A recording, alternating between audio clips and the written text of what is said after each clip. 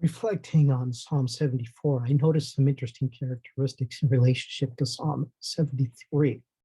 Over and over again, I've tried to suggest that the Psalms are not just a random collection of model prayers that we can pray or songs that we can sing, even though we can pray and sing them. But the Psalms were written with a particular direction in mind. They are a window upon which we, as believers in Jesus Christ, can look back upon the history of God's people as He chose them and wanted to use them as a beacon of light to the entire world. But they're also a window looking backwards, as I just said, but also forward simultaneously, anticipating the Messiah to come. In Psalm 73, we see three characters, that is, three main characters. There is God. The psalm writer mentions Israel, but Israel as a people does not really become a major character. Also, there is the first person singular I. And so the three characters are God, I, and the wicked.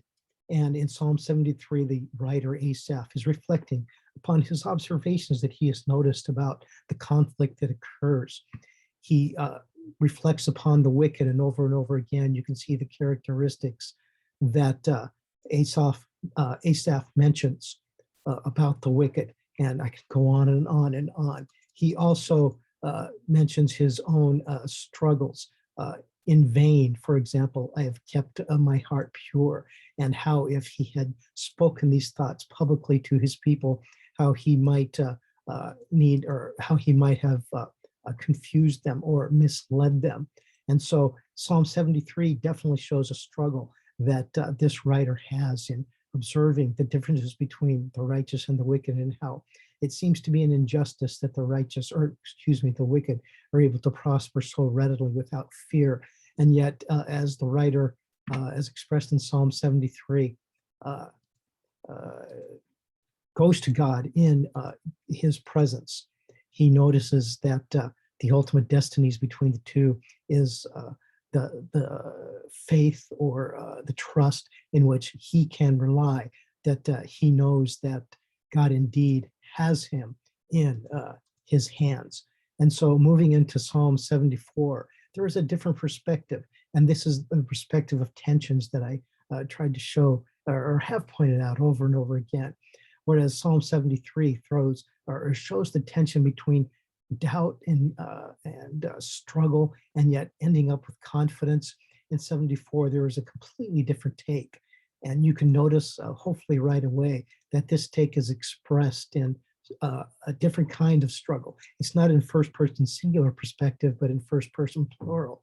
That is, there is again, or there are again, three main characters, but we also see the characters of creation that take, so to speak, a lesser role. And so it starts out speaking to God. It also remembers the people.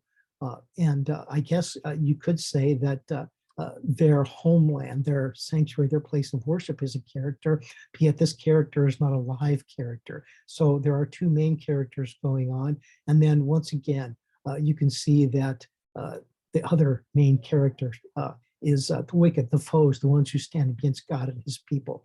And the writer, you can see, is reflecting upon the destruction of the temple, whether this psalm was written at the time of the destruction or right after it, or upon reflection many years later. I don't know, and don't want to make that prediction or that suggestion one way or the other, but it is a way of showing that this writer continued to struggle, not only as a person, but as this person represented the people. So the people here are expressing their struggles.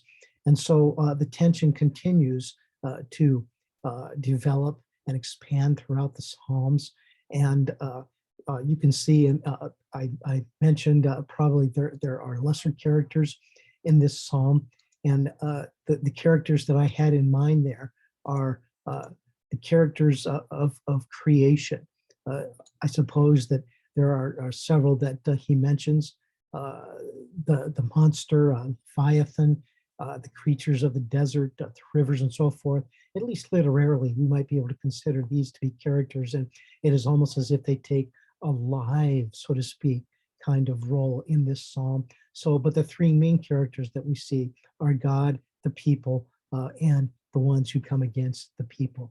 And so as Psalms 73 ended up with a statement of confidence about the ultimate destinies of the wicked and the righteous, that is, the wicked, the foes that come against God.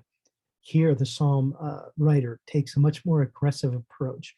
And in the midst of his doubt, he asks God to intervene and to hand them over to the dove, that is God's people, and the wild beasts, the forces of nature, and so forth.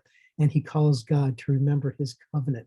So all these themes they appear over and over again in the Psalms, and ultimately, as the psalm writer speaks through the Spirit of God, this is the voice of Jesus Christ himself. Now, that doesn't necessarily mean that the psalm writer knew that there was a person who's going to be named Jesus who would fill this psalm. But as the psalm writer looked forward and anticipated the Messiah to come, he's voicing how, in the line of David right now, out of which this Messiah would come, how the Messiah would be expressing such struggles before God, and yet ultimately giving praise to God because he knew that God himself would be victorious. And so we as believers in Jesus Christ, we can pray and sing these songs because they are expressed as if Jesus Christ himself, the king that the psalm refers to here, as you can see expressed in Psalm 12, the king that he looked forward to, the king that we can look back on and even still look forward to, God. That is, even as the book of Hebrews chapter 1 speaks about God as being the Son. God is my king from long ago. He brings salvation upon the earth. So the Psalms definitely together collectively, they look forward to reaching out to all the world. And we Gentiles, and many of you who might be reflecting on this are Gentiles, we are privileged to be able to join in with the people God chose to bring salvation to the whole earth.